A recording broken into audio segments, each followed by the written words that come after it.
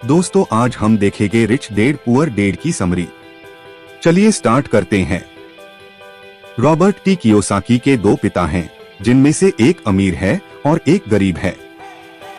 अब आप सोचेंगे दो पिता कैसे? एक उनके जन्मदाता है जो कि गरीब थे, और दूसरे पिता उनके बेस्ट फ्रेंड के पिता थे, जिन्हें रॉबर्ट अपना पिता मानता था। एक पिता जो गरीब है, बहुत ही ज्यादा पढ़े लिखे हैं, और उनके दूसरे पिता जो अमीर है, उन्होंने अपने स्कूल की पढ़ाई भी पूरी नहीं की है। दोनों ने अपनी जिंदगी में बहुत कड़ी मेहनत की थी और दोनों ही अपने क्षेत्र में सक्सेस भी प्राप्त की थी। पैसों को लेकर उन दोनों की राय भी बिल्कुल अलग थी। इसे हम कुछ पॉइंट्स के मदद से समझते हैं। उसे पहले आपने चैनल को अभी तक सब्सक्राइब नहीं किया है तो कर लो, ताकि आगे की वीडियो की नोटिफिकेशन मिलती रहे। एक सोच। रॉबर्ट कियोसाकी के पहले पिता का मानना था कि वह कोई वस्तु खरीद नहीं सकते, जबकि दूसरे पिता इस बात से चिढ़ते थे। दूसरे पिता रॉबर्ट को हमेशा समझाते थे कि तुम किसी चीज को कैसे खरीद सकते हो, इस बारे में सोचो। पहले पिता की सोच नकारात्मक है, वहीं पर दूसरे पिता की सोच प्रश्नवाचक है। नकारात्मक सोच बात को वहीं पर खत्म कर देता है, जबकि प्रश्नवाचक सोच हमें सोचने पर मजबूर कर देता है कि हम कैसे किसी वस्तु को हासिल कर सकते हैं।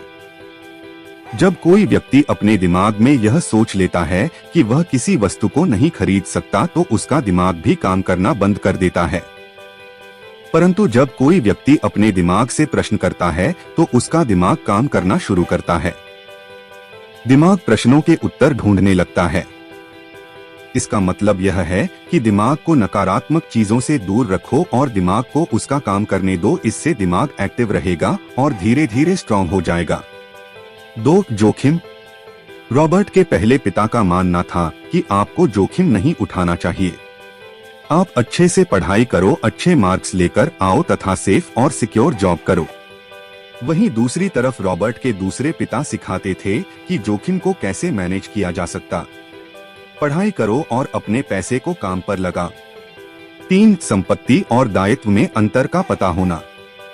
हमें अपनी संपत्ति और अपने दायित्व का पूरा ज्ञान होना चाहिए। संपत्ति से धन में वृद्धि होती है, दायित्व से धन या पैसों में कमी आती है। यदि आप अमीर बनना चाहते हैं तो आप संपत्ति खरीदे, जमीन, बॉन्ड, शेयर, इन्वेस्टमेंट, और यदि आप गरीब ही रहना चाहते हैं तो आप दायित्व, लोन पर लिया गया फर्नीचर, गाड़ी, लग्जरी प्रोडक्ट्स खरीदे। अब आप दायित्व को देखकर कंफ्यूज मत होना। आप फर्नीचर या गाड़ी खरीदते हैं तो उससे आपको किसी भी तरह का इनकम नहीं होगी। 4. सबसे पहले खुद को पेमेंट करना। रॉबर्ट के दूसरे पिता रोबोट को यह बात समझाई कि सबसे पहले आप अपनी कमाई का एक हिस्सा अपने लिए रखें और उन पैसों से अपने लिए ऐसी संपत्ति खरीदें जो आपको आय प्रदान करें। 5. गलतियों से सीख लेना। रॉबर्ट के दोनों पिता नहीं उन्हें यह बात सिखाई थी कि यदि आप एक बार गलती करते हैं तो उस गलती की पुनरावृत्ति दोबारा नहीं करें, बल्कि उससे सीख ले और अपनी लाइफ में आगे बढ़े। 6. पैसे के लिए काम। रॉबर्ट के अमीर पिता का मानना था कि हमें पैसों के लिए काम नहीं करना चाहिए, मतलब पैसों के पीछे नहीं भागना चाहिए, बल्कि पैसों को हमारे लिए काम करवाना चाहिए। वहीं पर रॉबर्ट की दूसरी पिता रॉबर्ट को पैसे कमाने के लिए दबाव डालते थे। 7. मौके की पहचान करना। सभी को सही मौके की पहचान करना आना चाहिए। यदि आप सही मौके को नहीं पहचान पा रहे हैं तो आप कभी भी अमीर नहीं बन सकते हैं।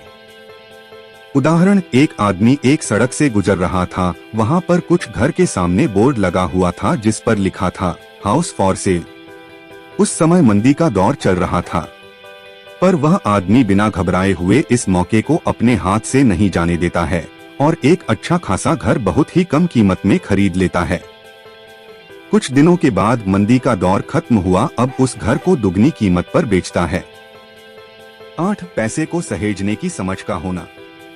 वैसे तो सभी लोग पैसे को सहेज कर रखते हैं, पर यहाँ पर सहेजने का अर्थ अपने अलमारी या गुल्लक में अपने पैसों को रखने से नहीं है।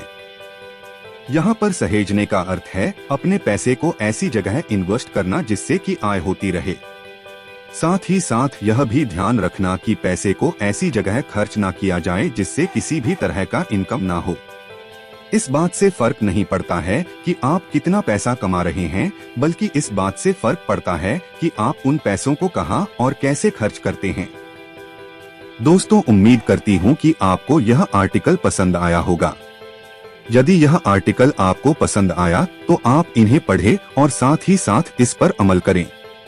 अपने दोस्तों के साथ शेयर करना भी ना भूलें।